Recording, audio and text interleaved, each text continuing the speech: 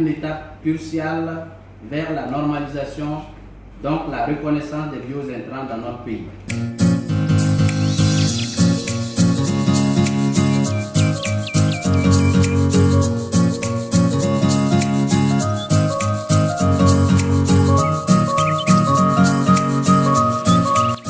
Au niveau des biofertilisants, nous avons catégorie deux types, à savoir les engrais organiques et de la fumure organique.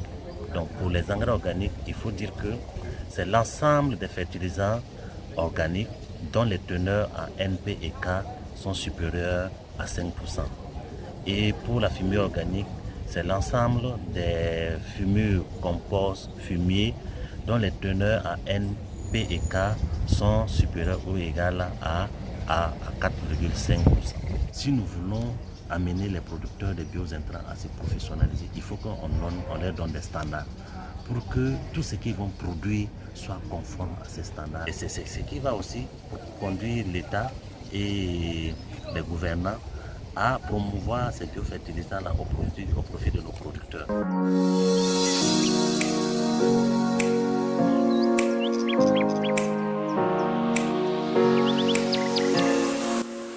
Cotonnier, les courges, tout ça, on a des semences paysannes.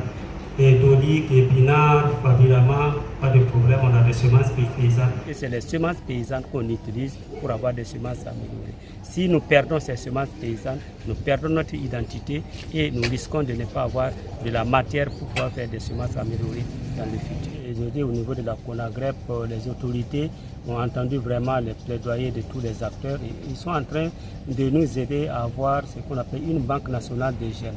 La banque nationale des jeunes, c'est une infrastructure vraiment stratégique qui va permettre de collecter, de prendre les semences des différentes variétés paysannes à travers le territoire, de venir conserver en tout cas ces semences au niveau de la banque. Et donc cette banque nationale des jeunes va permettre de sauvegarder toutes ces semences. Si elles disparaissent au niveau des agriculteurs, alors on a toujours cette semence. Si elles sont polluées au niveau des agriculteurs, on a toujours cette semence dans la banque des jeunes et ça nous permet d'être vraiment des souverains. C'est la base de notre souveraineté alimentaire et nutritionnelle.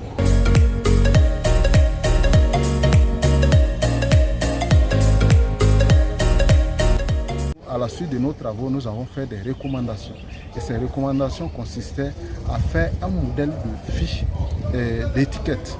Voilà, que désormais les entreprises qui souhaiteront se spécialiser dans la production et la commercialisation de ces biopesticides-là puissent quand même s'adapter à cette fiche. Cette fiche donne toutes les informations nécessaires et rassure le producteur que le produit qu'il achète, c'est un produit de qualité parce qu'il y a toutes les informations sur l'étiquette. Tous ceux qui formulent ces biopesticides-là, prenez le temps de faire les essais, les différents essais.